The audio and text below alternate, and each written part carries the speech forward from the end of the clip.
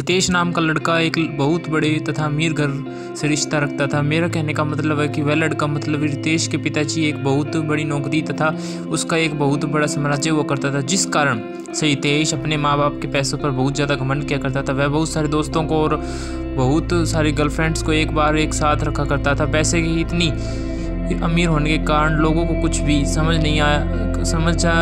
कुछ भी नहीं समझा करता था। सभी से झगड़ा किया करता था और सभी के साथ बहुत ज़्यादा बुरे मानसिकता वाले हालात से पेश आया करता था।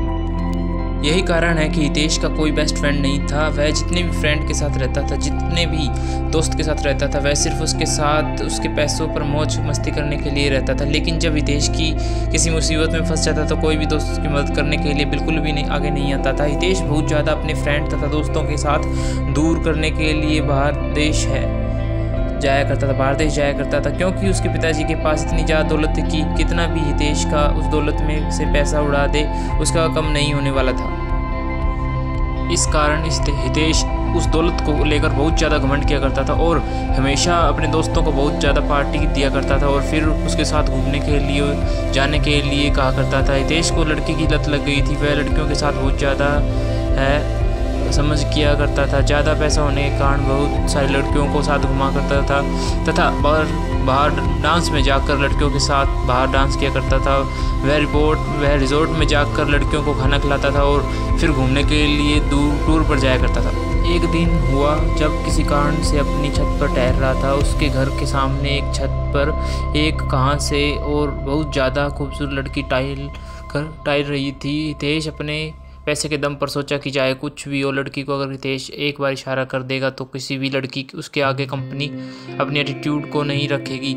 लेकिन वह एक अच्छे परिवार से बिलोंग करती थी। वह लड़की ऐसी वैसी लड़की नहीं थी जो किसी की पैसों को देखकर उसके साथ चला जाए। उस लड़की को हंसाने के लिए हितेश बहुत तरह से उसको लालच देने का प्रयास करता था, लेकिन वह लड़की ऐसी वैसी लड़की बिल्कुल भी नहीं थी कि किसी की बातों में आ जाए। हितेश चाहे जितने लोगों को जितनी लड़कियों को उसके पास भेजता था बोलने के लिए, लेकिन वह लड़की बिल्कुल भी मानने के लिए तैयार नहीं थी। हितेश लड़की के लिए जैसे पागल होता जा रहा था, क्योंकि हितेश के अंदर इतनी ज़्यादा एटीट्यूड था कि अगर वह लड़की ना कर दिया तो उसमें बहुत ज़्यादा गुस्सा आ गया था। हितेश सोच रहा था कि जिस कारण से भी वो लड़की मना कर रही है, हम चाहे कितनी भी पैसा उसे दे देना कि ना उस अपने हाथ से उसे घूमने पर मजबूर कर देंगे।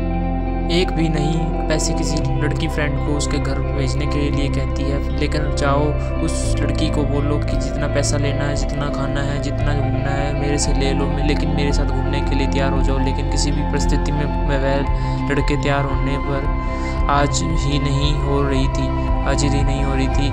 इस बात को सुनकर हितेश बहुत ज़्यादा गुस्सा आ रहा था। वह धीरे धीरे बिल्कुल भी बदलने लगा था। हितेश को उस लड़की के अलावा कोई भी लड़की नहीं दिखती थी। जितनी भी लड़की के साथ हितेश घूमा करता था वह अब उन लड़कियों से बिल्कुल भी दूर हो चुका था। अब ज़्यादातर वक्त अपना घर में ही गुजारा करता था।